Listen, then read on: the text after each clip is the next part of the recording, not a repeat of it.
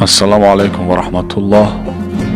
از لقمان حکیم نقل میکنند که فرمود: من 300 سال با داروهای مختلف مردم را طبابت کردم و در این مدت طولانی به این نتیجه رسیدم که هیچ داروی بهتر از محبت نیست.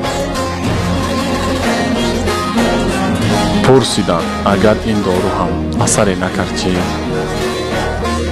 لقمان حکیم لبخند زد و گفت مقدار دارو را افزایش بده، جواب سلام را با سلام بده، جواب تشکر را با تواضع، جواب کینه را با گذشت،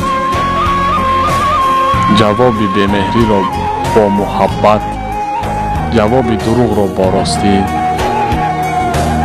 جواب دشمنی را با دوستی، جواب خشم را با صبوری، جواب سردی را با گرمی،